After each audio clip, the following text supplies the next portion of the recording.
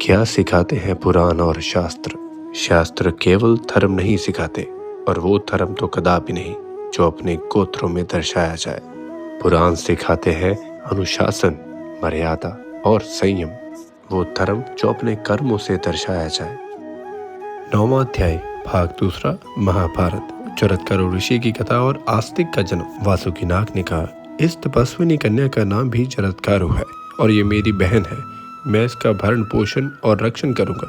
आपके लिए ही मैंने इसे अब तक रख छोड़ा है। जरत्कारू ऋषि ने कहा, मैं इसका भरण पोषण नहीं करूंगा, यह शर्त तो हो चुकी। इसके अतिरिक्त एक शर्त यह है कि ये कभी मेरा अप्रिय कार्य ना करे। करेगी तो मैं इसे अवश्य छोड़ दूंगा। जब नागराज वासुकी ने उनकी शर्त स्वीकार कर ली, तब वे उनके घर गए। वहां विधि पूर्वक विवाह संस्कार संपन्न हुआ। जरत्कारू ऋषि अपनी पत्नी जरत्कारू के साथ वासुकी नाग के श्रेष्ठ भवन में रहने लगे। उन्होंने अपनी पत्नी को भी अपनी शर्त की सूचना दे दी कि मेरी रुचि के विरुद्ध ना तो कुछ करना और ना कुछ कहना। समय पर उसे गर्भ रह गया और धीरे धीरे बढ़ने लगा। एक दिन की बात है, जरत्कारू ऋषि कुछ खिन्न से होकर अपनी पत्नी की गोद में सिर रखकर सोए हुए थे। वे सो ही रहे थे कि सूर्यास्तिका का समय हो आया। ऋषि पत्नी ने सोचा कि पति को जगाना धर्म के अनुकूल होगा या नहीं। ये बड़े कष्ट उठाकर धर्म का पालन करते हैं।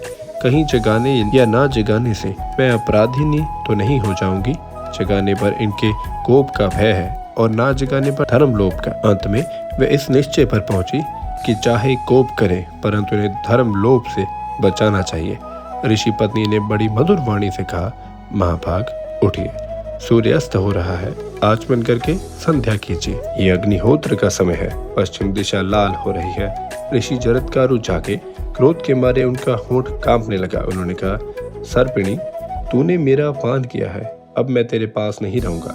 जहाँ से आया हूँ वहीं चला जाऊंगा। मेरे हृदय में यह दृढ़ निश्चय है कि मेरे सोते रहने पर सूर्य अस्त नहीं हो सकते हैं। अपमान के स्थान पर रहना अच्छा नहीं लगता। अब मैं जाऊंगा। अपने पति के हृदय में कपकपाती पैदा करने वाली बात सुनकर ऋषि पत्नी ने कहा, भगवान, मैंने अपमान करने के लिए आपको नहीं जगाया। आपके धर्म का लोप ना हो, मेरी यही दृष्टि थी। जरत्कारू ऋषि ने कहा, एक बार जो मुंह से निकल गया वह झूठा नहीं हो सकता। मेरा तुम्हारे बीच इस प्रकार शर्त तो पहले ही हो चुकी है। तुम मेरे जाने के बाद अपने भाई से कहना कि वह चले गए। ये भी कहना कि मैं यहाँ बड़े सुख से रहा। मेरे जाने के बाद तुम किसी प्रकार की चिंता मत करना। ऋषि पत्नी शोकग्रस्त हो गई।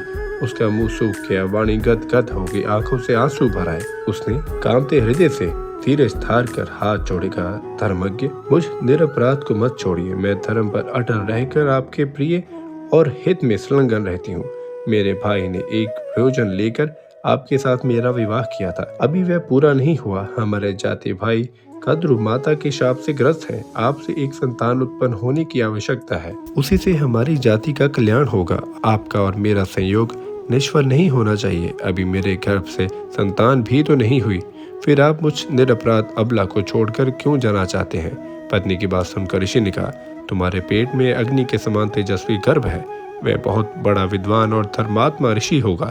यह कहकर जरत्कारू ऋषि चले गए। पति के जाते ही ऋषि पत्नी अपने भाई वासुकी के पास गई और उनके जाने का समाचार सुनाया। ये अप्रिय घटना सुनकर वासुकी को बड़ा कष्ट हुआ। उन्होंने कहा, बहन, हमने जिस उद्देश्य से उनके साथ तुम्हारा विवाह किया था वह तो तुम्हें मालूम ही है।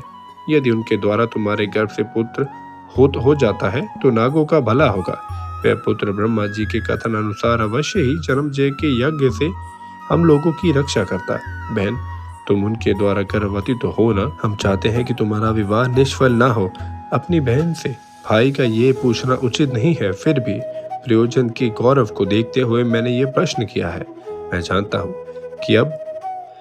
कि जब उन्होंने एक बार जाने की बात कह दी तो उन्हें लौटाना असंभव है। मैं उनसे इसके लिए कहूँगा भी नहीं, कहीं वे मुझे शाप ही ना दे दे। बहन, तुम सब बात मुझसे कहो और मेरे हृदय से ये संकट का कांटा निकाल दो। ऋषि पत्नी ने अपने भाई वासुकी नाग को ढाढ़स बताते हुए कहा, भाई, मैंने भी उनसे यही बात कही थी। उन्होंने कहा है कि गर्भ है। उन्होंने कई विनोद में भी कोई झूठ बात नहीं कही। फिर इस संकट के अवसर पर तो उनका कहना झूठ हो ही कैसे सकता है। उन्होंने जाते समय मुझसे कहा कि नाग कन्या, अपने प्रयोजन सिद्धि के संबंध में कोई चिंता नहीं करना। तुम्हारे गर्भ से अग्नि और सूर्य के समान तेजस्वी पुत्र होगा। इसलिए भाई, तुम अपने मन से किसी प्रकार का दुख न करो।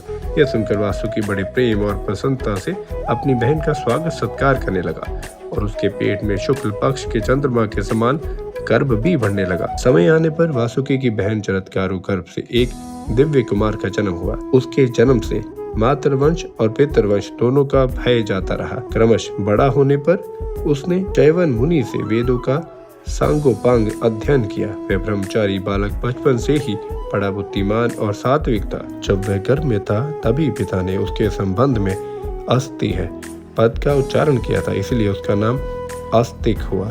नागराज वासुकी के घर पर बाल्यावस्था में बड़ी सावधानी और प्रयत्न से उसकी रक्षा की गई। थोड़े ही दिनों में वह बालक इंद्र के समान बढ़कर नागों को हर्षित करने लगा।